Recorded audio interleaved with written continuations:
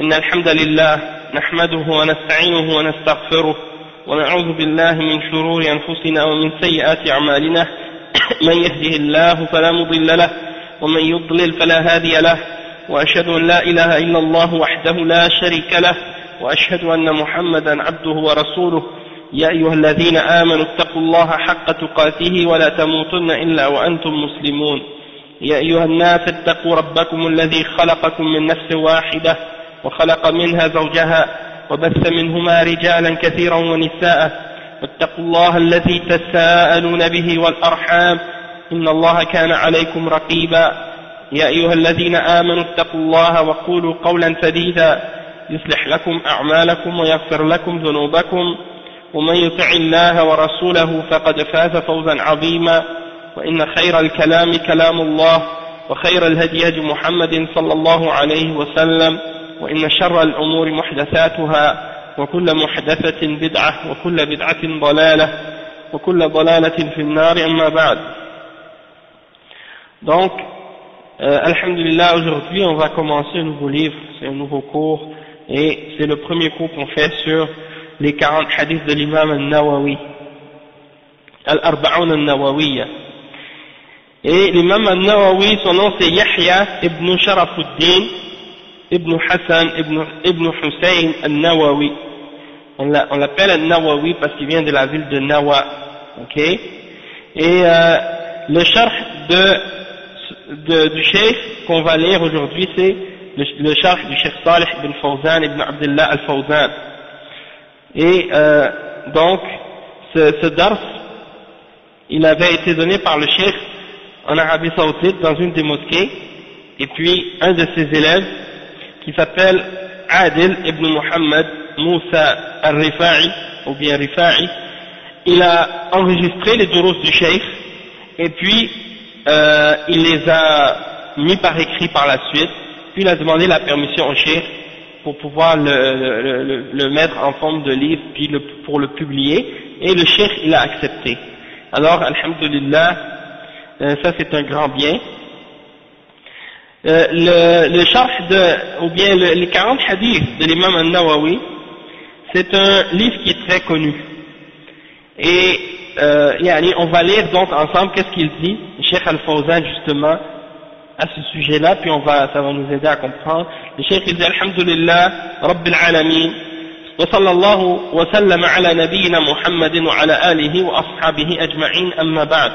فهذا الكتاب اسمه كتاب الأربعين، اقتصر مؤلفه على 40 حديثا لأنه ورد في فضل من جمع للأمة 40 حديثا أن النبي صلى الله عليه وسلم قال من حفظ على أمة 40 حديثا من أمر دينها بعثه الله تعالى يوم القيامة في زمرة الفقهاء والعلماء. وفي رواية وكنت له يوم القيامة شافعا وشهيدا. Donc le cheikh il dit que alhamdulillah, et la paix et le salut soit sur notre messager Muhammad sallallahu alayhi wa sallam et sur sa famille et sur ses compagnons et sur tous ceux qui le suivent, ajma'in. Et bien ensuite, ça c'est un livre qui s'appelle Al-Arba'in, c'est-à-dire un livre qui s'appelle les 40, et c'est 40 hadiths, et l'auteur de ce livre, l'imam al-Nawawi, il s'est limité à rapporter 40 hadiths, pour être plus précis 42 hadiths. Et dans ces 40 hadiths, il y a des enseignements sur tout ce qu'il y a comme mérite pour tout ce que les musulmans ont besoin comme règle dans la Ummah. Le prophète sallallahu alayhi wa sallam, ça lui a été attribué qu'il a dit, en fait, que celui qui mémorisait 40 hadiths pour la Ummah, 40 hadiths parmi les hadiths qui ont rapport avec la religion d'Allah subhanahu wa ta'ala, les choses qui expliquent les questions de la religion, Allah subhanahu wa ta'ala va le faire ressusciter au jour de la résurrection parmi les savants et parmi les fuqaha qui ont une compréhension de cette religion-là. Celui qui a mémorisé, qui a enseigné, qui a préservé pour la Ummah 40 hadiths, il sera ressuscité au jour de la résurrection parmi les savants de la Ummah. Toutefois, ce hadith, il est faible.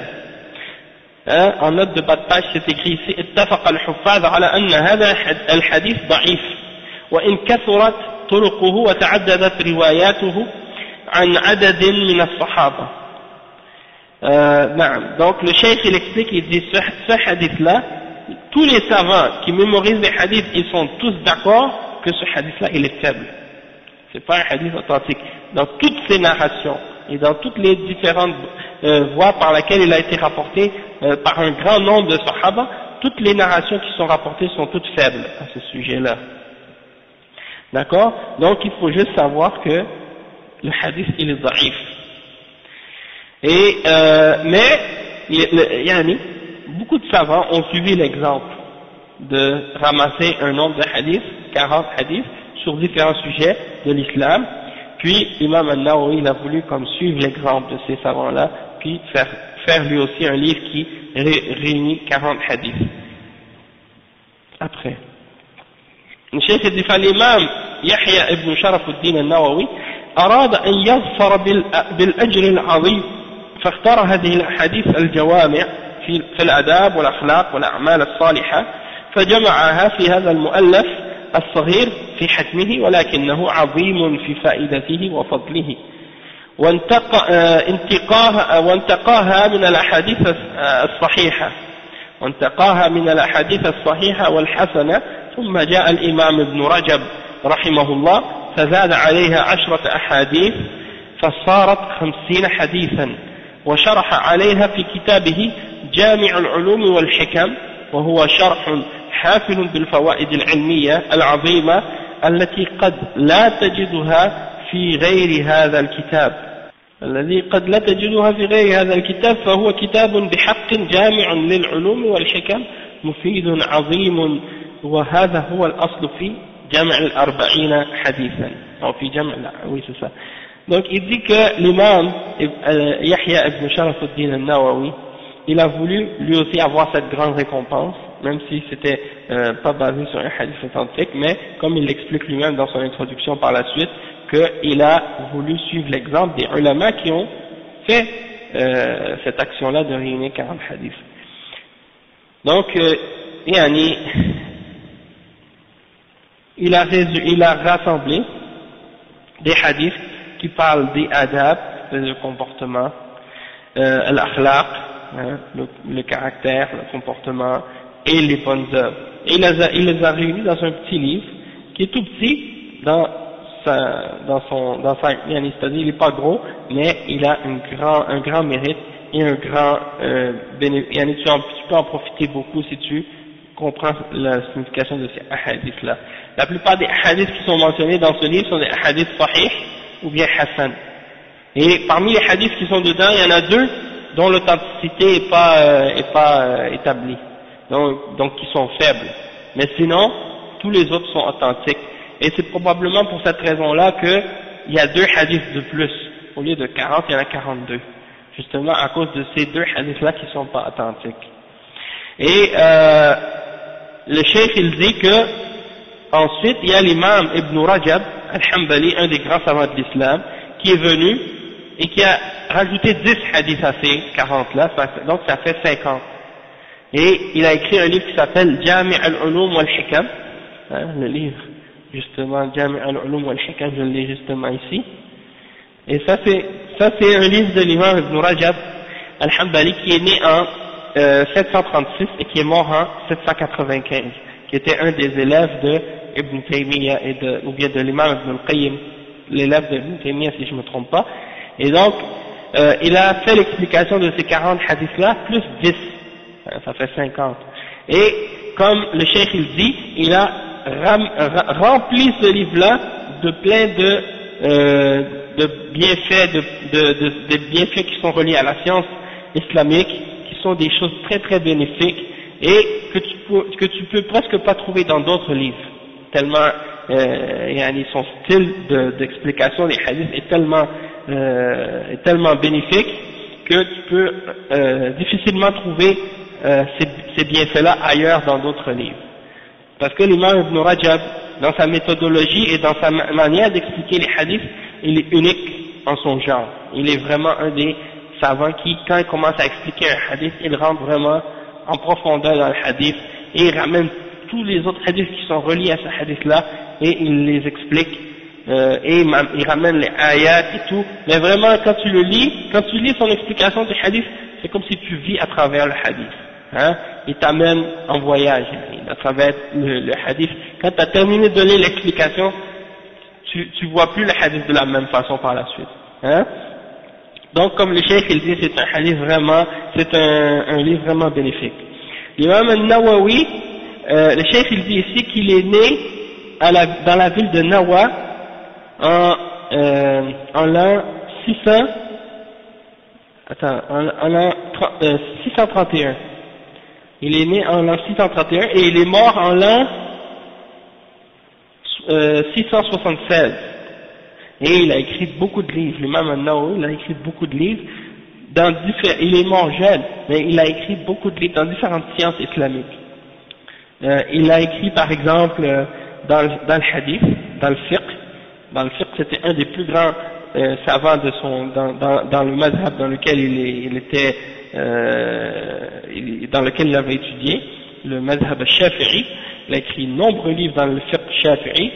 Il a écrit des livres dans le hadith aussi, parce que le sharh de Sahih Muslim, hein, comme vous voyez là, en haut, ça c'est le sharh de Sahih Muslim, le premier étage en haut, en vert ça c'est Sahih al-Bukhari, le sharh de al-Bukhari c'est Fath al-Bari, mais à côté, ça c'est le sharh de Sahih Muslim. Regardez, juste pour vous donner un exemple, ça ici, ça c'est Sahih Muslim, puis ça c'est l'explication de Sahih Muslim. Vous voyez? Donc, des fois vous voyez un livre comme ça, c'est petit, mais quand tu l'expliques, ça prend beaucoup de volume pour l'expliquer. Al-Bukhari c'est la même chose. Al-Bukhari est dans un livre comme ça, puis quand tu l'expliques, eh ben ça prend plusieurs volumes pour l'expliquer. Donc ça c'est un exemple. Donc il a écrit l'explication de Sahih Muslim. Donc quand tu lis un hadith qui est apporté par Muslim et que tu ne comprends pas la signification d'un mot ou de quelque chose, tu peux retourner à son livre dans le même ordre, puis là tu vas voir que le chef il explique les mots qui sont difficiles et la signification générale et les règles qui peuvent être tirées de ce hadith là, il les clarifie. Tu veux dire par exemple pour Sahih Muslim, est-ce qu'il y a plusieurs savants qui l'ont expliqué? Ah non, il y a plusieurs livres qui ont été écrits pour expliquer Sahih Muslim, mais un des savants qui a écrit un sharh, c'est l'imam al-Nawawi, et c'est un des sharhs qui est un des plus connus. Tu vois, un des plus bénéfiques, un des plus connus, c'est celui-là. Comme par exemple le Fath al-Bari, eh ben il y en a, bon, par exemple on parle de Ibn Rajab, celui qui a écrit Jami' al-Ulum wal-Hikam, eh ben l'imam Ibn Rajab, il a commencé un sharh de Sahih al-Bukhari avant l'imam Ibn Hajar, avant celui qui a écrit celui-là. Ibn Rajab, il a écrit un sharh lui aussi, sauf qu'il est mort avant de l'avoir terminé. Il est arrivé au chapitre de la prière des funérailles, des janaiz, on dit en islam, et après il est mort. Donc il n'a pas complété tout le sharh, mais le titre de son sharh de Ibn Rajab, ça s'appelait Fath al-Bari. Et Ibn Hajar al-Asqalani, celui qui a écrit celui-là, il a repris le même titre, puis il a refait le sharh au complet. Tu comprends? Fath al-Bari? Non, il n'est pas traduit, Fath al-Bari, il n'est pas traduit en français. Puis j'espère de toute façon qu'ils ne le traduisent pas, parce que ce serait compliqué de traduire ça. C'est comme traduire un dictionnaire. Tu comprends? Traduire un dictionnaire, ça serait bizarre. Hein. C'est une encyclopédie, donc si tu traduis ça, c'est compliqué. Ibn Rajab, mais il n'a pas expliqué seulement le chapitre des funérailles, il a expliqué tous les chapitres qui sont, non, tout le livre, parce que Sahih al-Bukhari, c'est un livre qui contient un chapitre sur tous les principes et toutes les règles de l'islam. D'accord? Et il suit les règles comme en premier. Il y a, bon, je l'ai ici, je vais vous le montrer comme ça. Étant donné que c'est un cours sur le hadith, pourquoi pas essayer de profiter pour comprendre Ouais, ben, le premier hadith parle de ikhlas. Dans le hadith de l'imam al-Nawawi, c'est le premier hadith, bon ça c'est Sahih al-Bukhari, d'accord? Le premier hadith dans Sahih al-Bukhari, c'est quoi? Bon, quand tu lis dans les 40 hadiths, c'est quoi le premier hadith? Inch'Allah. Bon, le premier hadith c'est Innama al-a'malu bin-niyyat. Les actions ne vont que selon leurs intentions. Eh ben, l'imam al-Bukhari, il a commencé son livre. Riyad Salihin aussi, c'est la même chose. Bon, alors l'imam al-Bukhari, la même chose. Vous voyez, le premier hadith, c'est ça. Innama al-a'mal bin-niyyat. Innama likulli imri'in ma nawa. Donc, beaucoup de savants commencent leur livre par ce hadith-là. Pourquoi? Parce que tout, dans l'islam, toutes tes actions seront jugées selon l'intention que tu avais quand tu l'as faite. Si ton intention n'était pas bonne, tu n'auras pas de récompense pour ton action. Donc ça c'est pour te dire.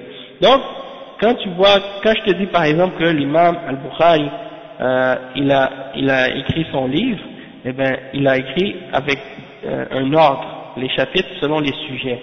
Et quand je te dis que l'imam Ibn Rajab, il a écrit son Sharh Fath al-Bari jusqu'à Al-Janaiz, ben, avant Al-Janaiz, il y a beaucoup de chapitres. Il y a le début de la révélation, ça c'est le premier. Après, il y a Kitab al-Iman, chapitre de la foi. Après, il y a tous ces hadiths-là dans ce chapitre. Après, il y a Kitab al-Ilm, le livre de la science. Il y a tous ces hadiths-là là-dedans. Après, Kitab al-Wudu, le hadith qui parle du wudu.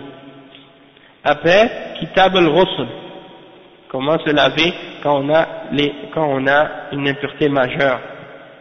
Après, Kitab al-Hayd, le livre de la menstruation pour les femmes. Après, Kitab al-Tayammum, tout ce qui a rapport avec comment se purifier quand il n'y a pas d'eau. Kitab al-Salat, le chapitre de la Salat. Et puis, yani Mawaqit al-Salat, les heures de la prière. Ok. Puis Kitab al-Azan, Kitab al-Jumu'ah, Kitab al-Khawf, pour la prière de la crainte. Kitab al-Eidain, c'est-à-dire quand il y a la prière de l'Aïd. Et Kitab al-Witr, ou Kitab al-Istisqa, donc il y a différents chapitres comme ça. Kitab Fadl al-Salat fi Masjid Mecca wal Madina, les mérites de prier dans la mosquée de la Mecque et de Médine. Et Al-Amalu fi Salat, les actions que tu fais dans la prière, qu'est-ce qui est permis de faire, qu'est-ce qui n'est pas permis, si tu dois bouger ou autre, qu'est-ce qui est permis. Comme quand, par exemple, quand quelqu'un fait une erreur, tu peux dire Subhanallah, des choses comme ça. Et Kitab al-Sahu, c'est-à-dire quand quelqu'un il fait l'imam ou il prie, puis qu'il a été distrait, puis il ne sait plus où ce qui est rendu, combien de prières, combien de rakats il doit faire, comment corriger ça. Et après, Kitab al-Janaiz, le livre de la funéraille, les rites des funérailles. Et puis tu vois que il y a tous les hadiths qui sont mentionnés. Il est mort après avoir fait le sharh de ça. Mais le reste, tout ça, après, il l'a pas expliqué. C'est l'imam Ibn Hajar al-Asqalani qui est venu par la suite qui l'a fait. Et ça c'est deux parmi les livres des savants qui ont expliqué Sahih al-Bukhari.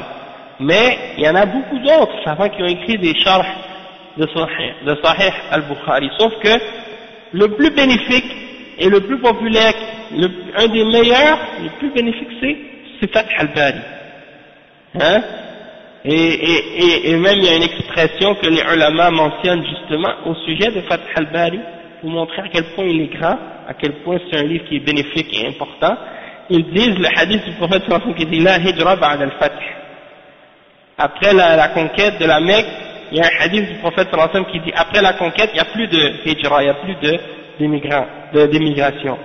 Ce hadith-là, c'est bien entendu révélé par rapport au fait que lorsque la Mecque est devenue une terre de l'islam, c'était plus obligatoire de quitter la Mecque pour aller à Médine, malgré que la hijra en général reste toujours obligatoire hein, d'une terre non musulmane vers une terre musulmane lorsque par exemple tu peux pas pratiquer ta religion et que ou bien disons parfois ça peut être recommandé pour certains selon la situation.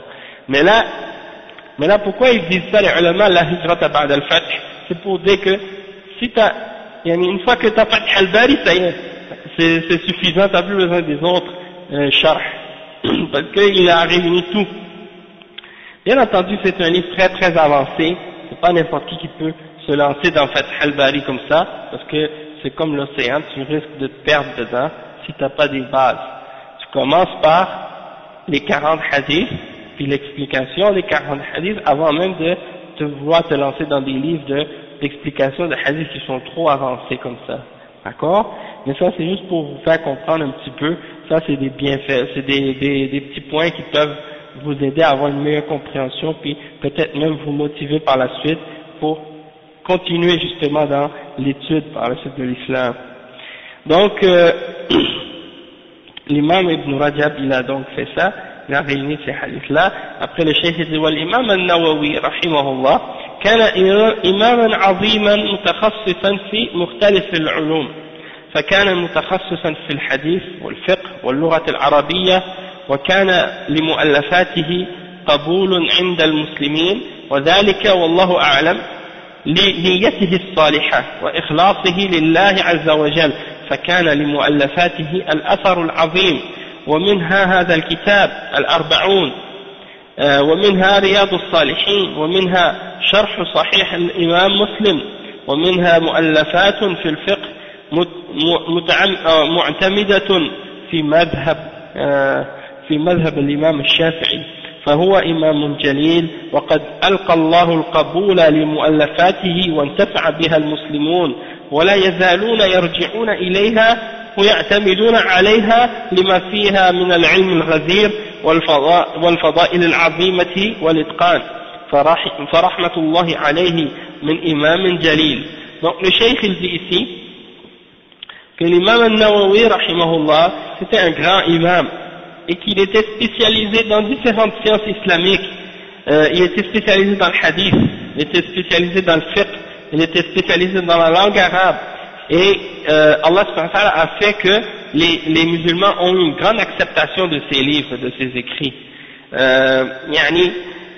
Le cheikh il dit, et ça c'est probablement, wallahu a'lam, à cause de sa sincérité dans son intention et de sa bonne intention.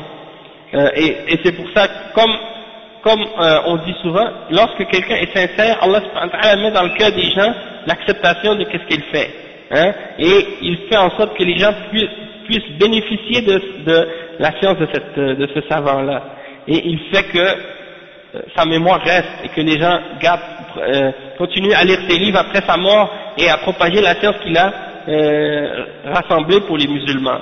Donc, Inch'Allah, ça c'est, on espère que c'est à cause de sa sincérité dans son intention, et donc le cheikh il dit que ces livres ont eu un grand impact sur les gens, et comme ces 40 hadiths, et comme le livre Riyad al-Salihin, les jardins vertueux, et bien les jardins vertueux, c'est un livre qui est écrit par l'imam al-Nawawi lui aussi, et il y a aussi, comme je disais, le sharh de Sahih Muslim.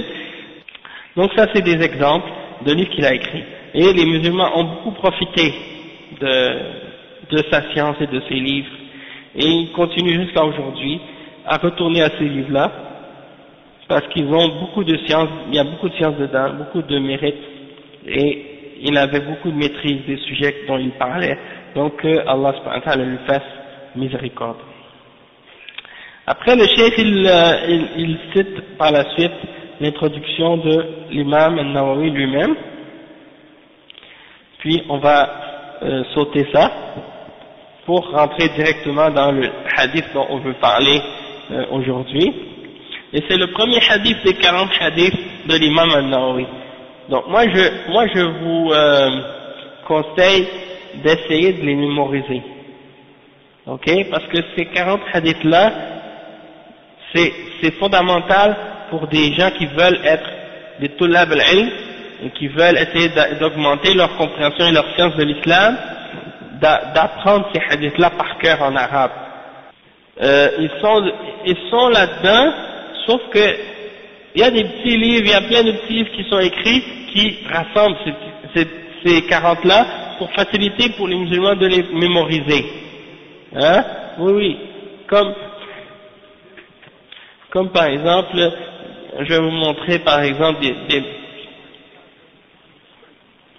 vous voyez, ça c'est un petit livre comme ça, qui réunit les 40 hadiths avec des fois il y a une explication, des fois il n'y a pas d'explication. Ça par exemple, c'est un sharh des 40 hadiths, mais ça c'est un sharh vraiment résumé, avec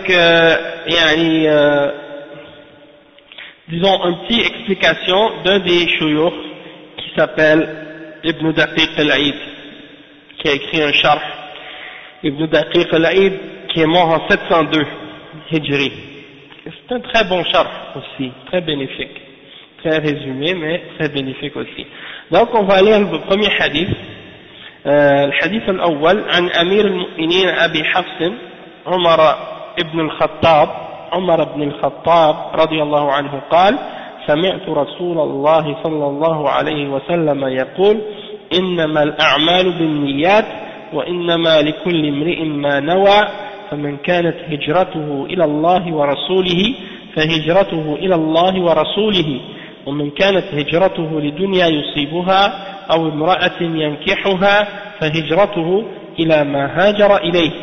رواه إمام المحدثين أبو عبد الله محمد ابن إسماعيل ابن إبراهيم ابن المغيرة ابن بردزباه البخاري الجعفي، وأبو الحسين مسلم ابن الحجاج ابن مسلم القشيري النيسابوري في صحيحيهما اللذين هما أصح الكتب المصنفة. Donc qu'est-ce que ça veut dire ce hadith? Le premier hadith rapporté ici par l'imam al-Nawawi, qu'on a dit qui est le premier hadith dans Sahih al-Bukhari, c'est un hadith rapporté selon Omar ibn al-Khattab radiyallahu anhu, qui est le prince des croyants, Amir al-Mu'minin, le deuxième des khulafas de l'islam radiyallahu anhu. Il a dit: j'ai entendu le messager d'Allah sallallahu alayhi wa sallam qui a dit: les actions ne sont que par leurs intentions, et chacun sera récompensé selon l'intention qu'il a eue. Alors celui qui a fait la hijra, c'est-à-dire il a quitté un pays pour aller dans un pays musulman, il a quitté un pays de kufr pour aller dans un pays musulman, mais il a fait ça dans son intention pour Allah et pour son messager, alors sa hijra sera récompensée comme étant pour Allah et son messager. Mais celui qui a fait sa hijra pour la dunya, pour avoir quelque chose de la dunya, ou bien pour avoir une femme qu'il voulait épouser, alors sa hijra sera récompensée selon cette intention-là, et pas pour autre chose. C'est-à-dire il n'aura pas la récompense réelle que celui qui a fait sa hijra vraiment seulement pour Allah subhanahu wa ta'ala. Et ce hadith-là, il est rapporté par les deux imams du hadith, Abu Abdullah, l'imam al-Bukhari et l'imam Muslim. L'imam al-Bukhari, son nom au complet, si vous voulez savoir son nom au complet, sa kunya c'est Abu Abdullah, et son nom c'est, l'imam al-Bukhari, son nom au complet,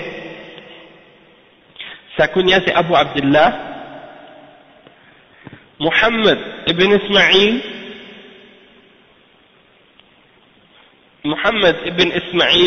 ibn Ibrahim ibn al-Mughira ibn Bardizbah, parce que Bardizbah son nom c'est Muhammad, le fils d'Ismaïl, le fils d'Ibrahim. Donc Ismaïl c'est son père, Ibrahim c'est son grand-père, Al-Mughira c'est son arrière-grand-père, et Bardizbah son arrière-arrière-grand-père. Et il n'était pas musulman, parce que il vient de Bukhara, et Bukhara, si vous regardez sur la map, Bukhara c'est dans le coin ici là, dans l'ex-URSS, dans le sud de l'URSS, vous voyez, dans le coin là de l'Iran, le nord de l'Iran, l'Afghanistan et de ces coins-là, là. Oui, c'est ça. Ibn Bardizbah, Al-Bukhari. Al-Bukhari, pourquoi? Parce qu'il vient de la ville de Bukhara. Hein? Oui, Al-Ju'fi. Donc, ça c'est pour l'imam Al-Bukhari. L'imam Al-Bukhari, rahimahullah, qui est un des plus grands savants de l'islam dans le hadith. Et cet imam, l'imam Al-Bukhari, un des plus grands. Et il est mort en l'an 256 Hijri. Il est mort en l'an 256 Hijri. On l'appelle Amir al-Mu'minin fil hadith, le prince des croyants dans le hadith. Hein? Et il a son livre qui est connu, qui est Sahih al-Bukhari, qui est le livre le plus authentique dans l'islam après le Coran. Après le Coran. Les chiites, ils ont une autre religion. Hein? Bon, et ensuite il y a l'imam Muslim. L'imam Muslim qui est un élève de l'imam al-Bukhari, il était un de ses élèves. D'accord? L'imam al-Bukhari a eu plus que 1000 cheikhs, 1000 savants avec qui il a étudié. Et il a eu autant presque d'élèves, beaucoup d'élèves. Et parmi ces élèves, il y a des grands savants. Hein? Comme l'imam Muslim, c'est un des grands savants de hadith aussi. Son nom c'est quoi? Son nom, sa kunya c'est Abul Hussein. Abul Hussein c'est sa kunya. Et son nom c'est Muslim ibn al-Hajjaj. Abul Hussein. Muslim ibn al-Hajjaj. Ibn Muslim. Donc, son père s'appelait Hajjaj, al-Hajjaj. Et son grand-père s'appelait Muslim. Al-Qushayri al-Naysaburi. Al-Qushayri, c'est probablement sa tribu. Et al-Naysaburi, c'est la ville d'où il venait. Et Naysabur, hein, c'est une ville dans la même région, près de l'Iran, là. Près de Tashkent, près de Samarkand, dans cette région-là. Donc c'est des gens qui ne sont pas des Arabes à l'origine. Hein? C'est des non-Arabes, c'est des Perses. Donc c'est pour dire comment c'est à cette époque-là, toute cette région-là, c'était des régions où il n'y avait que des savants de la Sunna. Hein? Même si maintenant aujourd'hui c'est rempli de beaucoup de chiites. Donc ces deux livres de hadith, le livre de Sahih al-Bukhari et le livre de Sahih Muslim, ce sont deux parmi les livres de hadith les plus authentiques. Si on te donne un hadith rapporté par al-Bukhari ou rapporté par l'imam Muslim, tu peux le prendre les yeux fermés, c'est un hadith authentique. D'accord? Toutes les hadiths sont authentiques, al-Bukhari et Muslim. D'accord?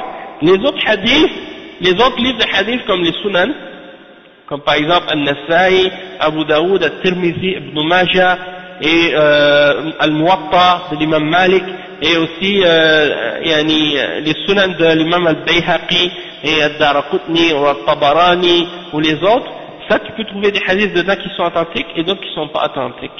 D'accord? Sauf que, alhamdoulilah, ils ont été classifiés et les savants ont distingué entre ceux qui sont authentiques et ceux qui ne sont pas authentiques. Et aujourd'hui, alhamdoulilah, on a la chance justement d'avoir, par exemple, les livres de hadith comme Sunan al-Nasa'i, Abu Daoud, Al-Tirmidhi, Ibn Majah, la Musnad de l'imam Ahmad, hein, tous ces livres-là ont été vérifiés et corrigés, de sorte que maintenant, quand tu ouvres ces livres-là, eh bien tu regardes par exemple à l'intérieur, et puis tu vas voir, devant chaque hadith, il te mentionne, est-ce que c'est sahih ou da'if? Hein? Tu vois? Sahih, sahih, sahih. Tout ça, c'est par exemple, tout ça, c'est des hadiths sahih. Puis, quand c'est pas sahih, ils vont te le mentionner. Par exemple, ici, tu vois, da'if. Donc là, tu sais que ce hadith est da'if. lui aussi est daïf, Bien sûr, quand c'est daïf, on va pas le prendre, mais c'est pour te dire que les livres ont été, les hadiths ont été classifiés, et on peut distinguer entre ceux qui sont hadiths sahih ou non, par rapport aux chaînes de transmission, parce que tous les hadiths sont divisés en deux parties. Il y a la première partie du hadith qu'on appelle le matn, il y a le sanad, c'est la chaîne de transmission du hadith, puis après il y a le matn, c'est-à-dire le texte du hadith. Et avec la chaîne de transmission, on est capable d'analyser puis de vérifier l'authenticité du hadith.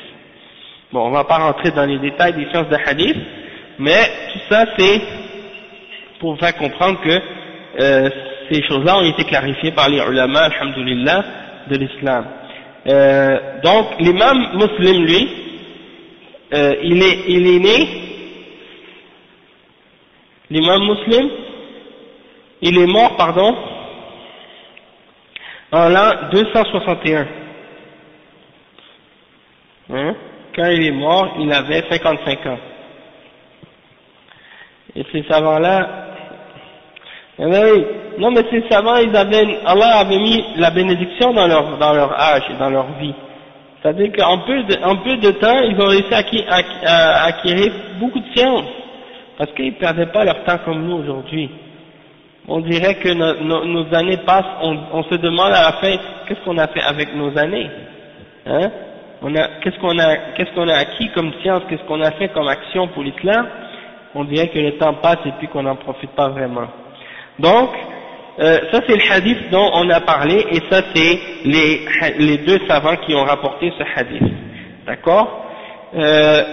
Donc, le Cheikh Al-Fawzan, il commence donc à expliquer ce hadith-là, il dit بدأ المؤلف رحمه الله هذه الأحاديث بحديث عمر بن الخطاب رضي الله عنه وهو متفق على صحته رواه الإمام البخاري في صحيحه ورواه الإمام مسلم في صحيحه فهو متفق عليه والمتفق عليه بين الإمامين البخاري ومسلم هو أصح الأحاديث في سنة رسول الله صلى الله عليه وسلم وصدر المؤلف رحمه الله مؤلفه بهذا الحديث للتذكير بالنية وأن المؤلف وغيره من كل من يقوم بعمل صالح يجب أن يكون صادرا عن نية خالصة لله عز وجل كما أن الإمام البخاري رحمه الله صدر كتابه أو صحيحه بهذا الحديث تذكيرا بالنية وأن المؤلف وغيره يجب أن يتذكر هذا الحديث عند كل عمل يعمله فيخلصه لله عز وجل لئلا يكون عمله تبعا تعبا بلا فائدة. Le chef dit que l'auteur, l'imam al-Nawawi, il a écrit ces hadiths, il a rapporté ce hadith en particulier, rapporté par selon Omar ibn al-Khattab, et c'est un hadith qui est muttafaqun alayh. Quand vous entendez des fois quelqu'un il va lire un hadith, à la fin il va dire muttafaqun alayh, et muttafaq alayh ça veut dire tout le monde est d'accord dessus. Les savants hadith sont tous d'accord dessus. Et quand on utilise cette expression-là, muttafaqun alayh, ça veut dire que c'est un hadith rapporté par Al-Bukhari et Muslim ensemble. Quand les hadiths est rapporté par Al-Bukhari et Muslim ensemble, on dit muttafaqun alayhi. D'accord? Et il y a un livre justement qui est écrit, bon j'en ai une copie là du livre ici, ça s'appelle Al-Lu'lu wal-Marjan. Al-Lu'lu wal-Marjan. Les perles, la perle et l'émeraude. C'est la traduction. Al-Lu'lu wal-Marjan, muttafaq alayhi shaykhan. À propos des livres, des hadiths sur lesquels les deux cheikhs, Al-Bukhari et Muslim, se sont mis d'accord sur leur authenticité. Dans ce cas-là, c'est un hadith sahih. Et on dit qu'il est muttafaq alayh, et ça c'est le plus haut degré d'authenticité dans le hadith. Quand quelqu'un te rapporte un hadith, et qu'il te dit à propos de ce hadith qu'il est muttafaq alayh, ça veut dire que ça c'est le degré le plus haut d'authenticité. Donc ça c'est le niveau le plus élevé. Après, après le muttafaq alayh, il y a le hadith qui est rapporté par Al-Bukhari toute seule, puis après le hadith qui est rapporté par Muslim toute seule. Ça c'est les degrés. Premier degré, muttafaq alayh, rapporté par les deux, Bukhari et Muslim. Ensuite, celui qui est rapporté par Al-Bukhari tout seul. Ensuite, celui qui est rapporté par Muslim tout seul. Ça c'est les 3 degrés les plus hauts d'authenticité de hadith. Al-Lu'lu wal-Marjan. Al-Lu'lu wal-Marjan, ça c'est un hadith qui réunit ces hadiths-là, les hadiths les plus authentiques. Après, le cheikh il dit donc que l'imam An-Nawawi, il ramène ce hadith qui est apporté par Omar ibn al-Khattab, selon Omar ibn al-Khattab, par l'imam Al-Bukhari Muslim, selon que le messager d'Allah sallallahu alayhi wa sallam a dit cette parole au sujet de l'intention. Et ça c'est pour nous rappeler de l'importance de l'intention. Et en fait c'est un rappel pour l'auteur du livre et pour tout le monde également, pour leur rappeler qu'ils doivent faire en sorte que chaque action qu'ils font, chaque bonne action qu'ils font, doit être basée sur une intention qui est pure pour Allah subhanahu wa ta'ala, lui seul. De même que, comme on a dit tout à l'heure, l'imam al-Bukhari a commencé son livre par ce même hadith-là pour se rappeler de l'importance de l'intention et pour rappeler, pour que l'auteur lui-même ainsi que tous les autres qui vont lire ce livre-là vont se rappeler également que avant de faire une action, ils doivent se souvenir de ce hadith-là, et ça, c'est-à-dire qu'ils doivent faire en sorte que leur action soit sincèrement et purement pour Allah subhanahu wa ta'ala, pour pas que tu te fatigues en train de faire des œuvres et des actions et que tu n'as pas de bienfait là-dedans, tu n'as pas de fonction. D'accord. Le cheikh dit وهذا الحديث من الأحاديث الجوامع والنبي صلى الله عليه وسلم قد أوتي جوامع الكلم وفصل الخطاب وكان يتكلم بكلمات يسيرة تجمع علوما غزيرة وخيرات كثيرة. وهذا الحديث قال عنه أهل العلم إنه أحد الأحاديث الأربعين التي يدور عليها الإسلام، وهي أولا هذا الحديث إنما الأعمال بالنيات، وثانيا حديث إن الحلال بين وإن الحرام بين، وثالثا اذهب فيما في أيدي الناس يحبك الناس، ورابعا حديث من حسن إسلام المرء تركه ما لا يعنيه. ولهذا يقول الناظم عمدة الدين عندنا كلمات أربع من كلام خير البرية اتق الشبهات وازهد ودع ما ليس يعنيك واعملن بنية.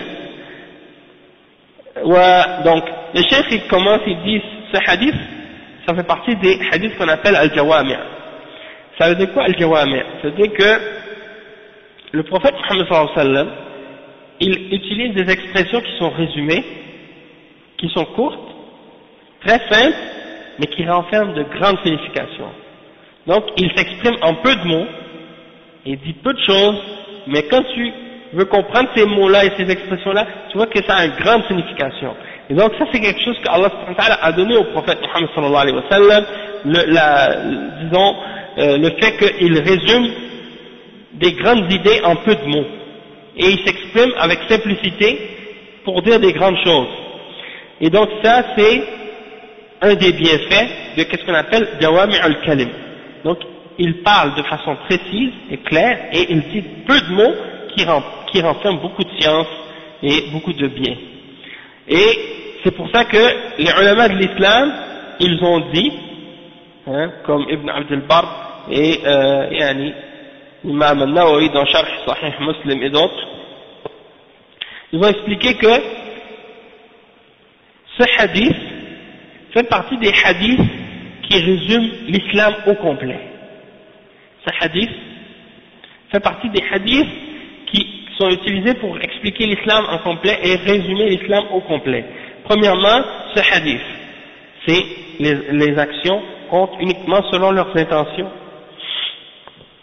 Ensuite, un autre hadith, le deuxième hadith autour duquel tourne l'islam, bien est basé, sur lequel l'islam est basé, c'est inna al-halal bayyin wa inna al-haram bayyin.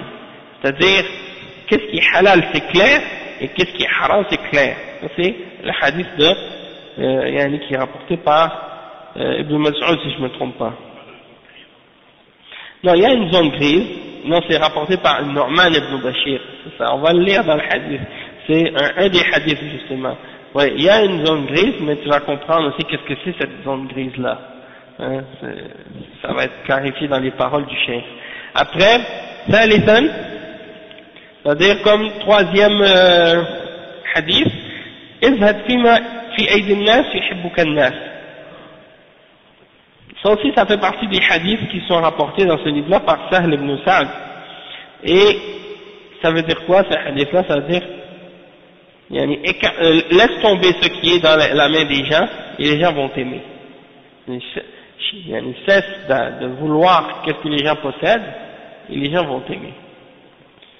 Et le quatrième hadith, parmi les bonnes choses qui font parmi les bonnes les choses qui font que l'islam d'une personne est bonne, son islam va être bon, parmi les choses qui font partie de ça, d'un bon islam, c'est le fait d'abandonner ce qui ne te concerne pas. Qu'est-ce qui ne te regarde pas, tu ne te mêles pas de qu'est-ce qui n'est pas de tes affaires. Donc ça fait en sorte que ton islam va être bon. Donc ça c'est les 4 hadiths qui résument l'islam en entier. Et là on les lit comme ça, mais quand vous allez lire l'explication de ces hadiths plus tard quand on va faire le cours, dans les cours précédents, vous allez comprendre pourquoi ces hadiths-là sont si importants. Et toute la science et la compréhension qui tournent autour de ces hadiths-là sont fondamentales. Donc, il y a un des savants de l'islam qui ont résumé ces hadiths-là en 2 vers de poésie. Dans 2 vers, ils ont réussi à réunir ces hadiths-là pour nous faire comprendre les plus importants parmi les hadiths. Justement, ils ont dit Umdatud din indana kalimat. Le pilier de la religion pour nous, ce sont des paroles. 4 paroles. Arba'un. Kalimatun arba'u min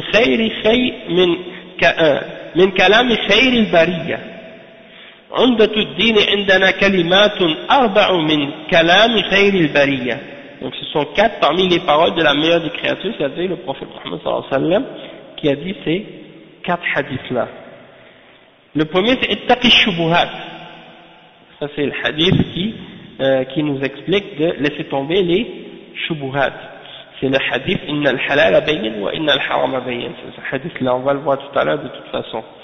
Ensuite, il y a l'autre hadith, izhad, c'est-à-dire, izhad fima inda an-nas, ou fima, laisse tomber ce qui est dans la main des gens. Izhad. Ça vient de zuhd, c'est-à-dire de laisser tomber qu'est-ce que les gens possèdent, de ne pas vouloir qu'est-ce qui est dans les mains des gens. Et les gens vont t'aimer. Et l'autre hadith, wada'ma laysa يعنيك دع ما ليس يعنيك c'est-à-dire تركه ما لا يعنيه, il abandonne ce qui ne le concerne pas, وَعْمَلَنَّ بِنِيَّةٍ, et agit selon l'intention, c'est-à-dire le hadith qu'on est en train d'étudier maintenant. Donc ça c'est 2 vers de poésie qui résument ces 4 hadiths là. Bon, ça on va les redire de toute façon. هذه الأربعة أحاديث قوله اتقي الشبهات, وهذا آخر الحديث اتقي الشبهات, وآخر حديث إن الحلال بين وإن الحرام بين. Et si tu lis la suite du hadith, ça dit وبينهما أمور مشتبهات لا يعلمهن كثير من الناس فمن اتقى الشبهات فقد استبرأ لدينه وعرضه. C'est-à-dire entre le halal et le haram, il y a des choses qui ne sont pas claires, ambiguës, que peu de gens connaissent. Et celui qui s'est écarté des choses qui ne sont pas claires, il a préservé son honneur et sa religion. Mais celui qui tombe dans les choses qui ne sont pas claires et qui sont ambiguës, et là, il a tombé dans le haram. Et c'est pour ça que les choses qui ne sont pas claires, si tu rentres dedans, tu n'es pas sûr, est-ce que c'est halal, est-ce que c'est haram, évite, comme ça tu protèges ton honneur, tu protèges ta religion. Il y en a qui disent, ah, on ne sait pas si c'est halal ou si c'est haram, bon, on va le faire. C'est le contraire. Si tu ne sais pas si c'est halal ou haram, écarte-toi, fais-le pas, hein, pour éviter justement de tomber dans ce qui est haram. Et, wazhad, wa hadha min hadith, izhad fi ma aydin nas. Hein, c'est-à-dire, izhad, c'est-à-dire, écarte-toi, laisse tomber ce qui est entre la main des gens. Il y a des gens comme ça qui veulent toujours profiter ou avoir quelque chose des gens. Quand il va chez les gens, c'est toujours pour avoir quelque chose de leur part, écarte-toi de ça. Et il dit, وَدَعْمَا لَيْسَ يَعْنِكِ, c'est-à-dire, parmi les choses qui font que tu vas avoir un bon islam, tu laisses tomber ce qui ne te concerne pas. وَعْمَلَنَّ بِنِيَّةٍ, c'est-à-dire, agis selon la bonne intention. إِنَّمَا الْأَعْمَالُ بِالنِّيَّاتِ, c'est comme le hadith qu'on est en train d'étudier. Donc, on répète encore une fois le poème pour le mémoriser si c'est possible. عمدة الدين عندنا كلمات أربع من كلام خير البرية. عمدة الدين عندنا كلمات أربع من كلام خير البرية. اتق الشبهات وازهد ودع ما ليس يعنيك واعملن بنية. Donc, ça c'est le vers, ok, et ça va te rappeler ces choses-là, ça va te faire comprendre ou t'aider à te souvenir des 4 hadiths. Ensuite, le cheikh il dit, قوله صلى الله عليه وسلم إنما الأعمال بالنيات إنما أداة حصر تثبت الحكم أو تثبت الحكم لما بعدها وتنفيه عما قبلها، كما في قوله تعالى إنما الصدقات للفقراء والمساكين، فهي من أدوات الحصر، والحصر معناه إثبات الحكم لما بعدها ونفيه عما قبلها. قوله إنما الأعمال أي اعتبار الأعمال عند الله جل وعلا بالنيات، أي بمقاصد أصحابها، والنيات جمع نية وهي القصد في القلب، وليست العبرة بصورة العمل، وإنما العبرة بنية العامل، فإن كان قصده وجه الله صار عمله لله، وإن كان قصده لغير الله صار عمله لغير الله. Donc le cheikh explique ici, il dit que quand on dit que les actions ne comptent que selon leurs intentions, innama en arabe, quand tu dis innama, ça veut dire c'est seulement ça. C'est comme si pour limiter quelque chose, pour dire qu'il n'y a pas d'autre chose que cette chose-là. Innama, ça veut dire c'est seulement ça. Je te donne un exemple. Si je te dis innama al-a'malu bin-niyat, ça veut dire ton action, elle va seulement avoir une valeur selon l'intention. Si tu n'as pas l'intention, tes actions vont rien. C'est ça que ça veut dire. C'est seulement innama, ça veut dire ça. Et le cheikh il donne un exemple. Il dit par exemple, Allah il dit dans le verset 60, dans Surat Tawbah, innama as-sadaqatu lil-fuqara, c'est-à-dire la zakat que tu donnes, c'est seulement pour les catégories de personnes mentionnées parmi les 8 catégories mentionnées dans le verset 60, dans Surat Tawbah. Et parmi eux, il y a al-fuqara ou al-masakin, c'est-à-dire les pauvres et les indigents. Les gens qui sont pauvres et les gens qui sont dans le besoin. Et il y a les 6 autres catégories qui sont mentionnées par la suite. Mais c'est pour dire que c'est seulement dans ces 8 catégories-là que tu dois donner ta zakat, innama, seulement. Tu ne peux pas donner à d'autres en dehors de ces 8 catégories-là. Innama, c'est pour limiter. D'accord? On dit en arabe al-hasr. Al-hasr, ça dit c'est pour restreindre et limiter quelque chose à cette chose-là en particulier seulement. Et donc, c'est pour affirmer le verdict de ce qui suit et pour nier par rapport à qu'est-ce qui est en dehors de ce qui est mentionné. Et donc, innama al-a'mal, c'est-à-dire que les actions ne seront considérées auprès d'Allah que selon leurs intentions, c'est-à-dire selon les objectifs et les intentions des personnes qui font l'action en question. Donc l'intention, en arabe, an-niyya, c'est le singulier. Et le pluriel, c'est niyat. Donc, innama al-amalu bin niyat, c'est le pluriel de niyya, c'est-à-dire l'intention. Une intention, c'est niyya, plusieurs niyat. D'accord? Et donc, les actions ne sont que selon leurs intentions. Et c'est quelque chose qui est dans le cœur. L'intention, c'est l'objectif et le but de la chose pourquoi tu fais ton action. Et ça, c'est dans ton cœur. Et c'est pas le but, le cheikh il dit, c'est pas juste de regarder la forme de l'action que tu fais, mais qu'est-ce qui fait la valeur de cette action-là? Parce que tu vas voir par exemple un kafir, il va donner de l'argent à un pauvre dans la rue. Et tu vois un musulman qui passe, il donne de l'argent à un pauvre. Les deux, ils ont fait la même action. Sauf que Allah subhanahu wa ta'ala va accepter de l'un, et il ne va pas accepter de l'autre. Ou bien deux musulmans. Un musulman, il vient, il donne de l'argent à quelqu'un. Et un autre musulman qui vient juste après, il donne l'argent à une autre personne. Allah va accepter de un, il ne va pas accepter de l'autre. Selon l'intention de la personne. Hein? Et l'intention, c'est seulement Allah qui la connaît, parce que c'est lui seul qui voit le cœur. Nous, on peut voir les gens faire plein d'actions dans le monde, et nous, on peut juste juger selon l'apparence.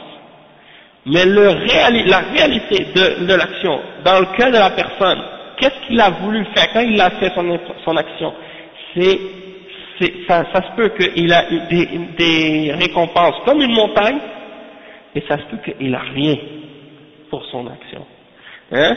Donc, c'est pas la forme de l'action qui est importante seulement, mais l'intention de la personne quand il faisait cette action-là, est-ce qu'il la faisait pour Allah seul ou non?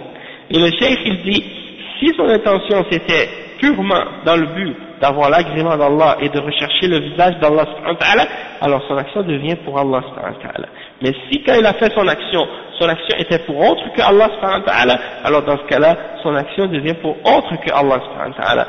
Et le cheikh il dit, وَهَذَا يَدُلُّ عَلَيْهِ الْحَدِيثِ وَهُوَ مِنْ جَوَامِعِ الْكَلِمِ فَقَوْلُهُ إِنَّمَا الْأَعْمَالُ بِالنِّيَّاتِ أي بحسب مقاصد أصحابها وتوجهاتهم فينبغي للمسلم أن يخلص نيته لله في كل عمل يعمله من الأعمال الصالحة فالمراد بالأعمال هنا العبادات أما الأعمال الدنيوية فهذه لا تحتاج إلى نية مثل أن يأكل أو يشرب أو يلبس ثيابه أو يركب سيارته هذه لا تحتاج إلى نية وإنما المقصود بالأعمال الأعمال الطاعات أعمال الطاعات وهذه لا بد أن تؤسس على نية.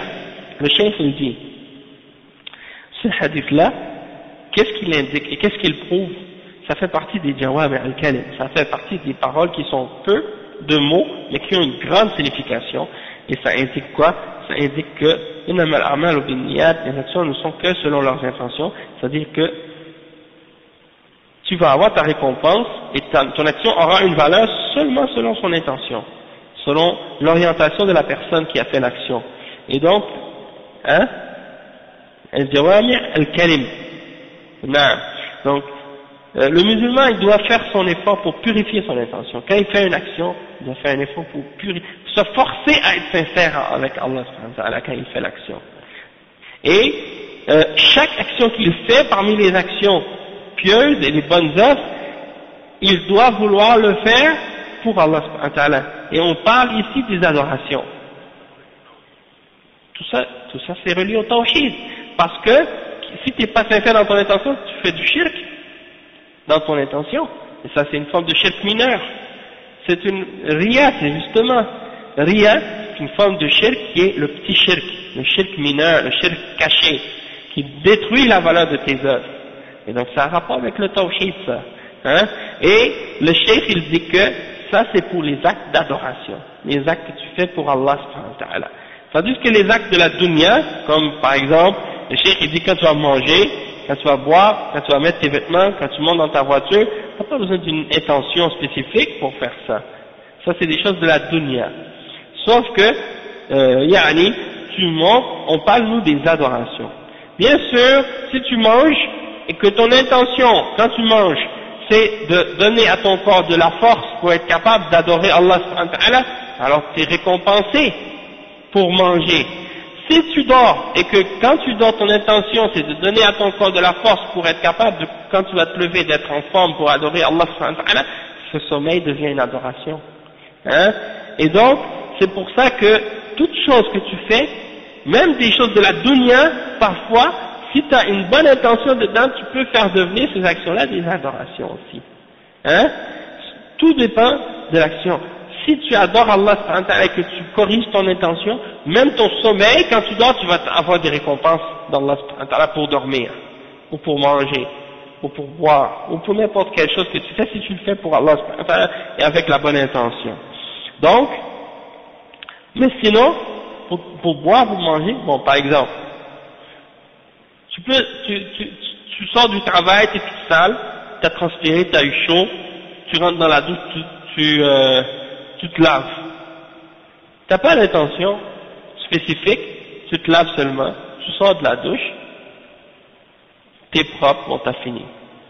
Mais tu rentres dans la douche pour te purifier parce que tu as une impureté majeure, ton intention c'est de te purifier, tu sors de la douche, tu es purifié. Parce que tu avais l'intention de te purifier. Mais si tu rentres dans l'intention de te laver, puis tu sors, ton intention c'était pas de te purifier, tu n'auras pas l'état de pureté. Hein? Donc c'est l'intention qui fait la distinction entre les actes de la dunya et les actes de la religion et des adorations. Tawhid al-ibada, le tawhid dans l'adoration. Non.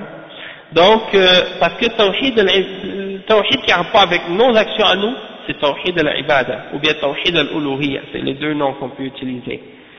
Mais les deux autres catégories de tawhid, ça c'est des tawhid qui ont rapport avec Allah subhanahu wa ta'ala.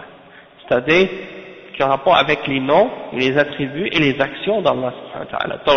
Tawhid al-rububiyya et tawhid al-asma wa sifat, ça concerne Allah subhanahu wa ta'ala, dans ses noms, dans ses attributs et dans ses actions. Hein? Tandis que le tawhid qui nous concerne nous en tant qu'êtres humains, dans nos actions et nos paroles et nos croyances, c'est le tawhid dans l'adoration, parce que c'est notre application du tawhid à nous. Hein? Donc ensuite le cheikh, qu'est-ce qu'il dit? Il dit que tes actions, donc tes adorations, elles doivent être établies sur la bonne intention. Elles doivent être fondées sur la bonne intention. Attendez juste un instant, Donc, on va s'arrêter ici, Inch'Allah, puis on continuera. Demain, en principe, on est supposé de faire le dars encore, donc, Inch'Allah, attends, on va voir. On va arrêter ici, Inch'Allah, subhanakallah wa bihamdik, ashhadu an la ilaha illa anta, astaghfiruka wa atubu ilayk.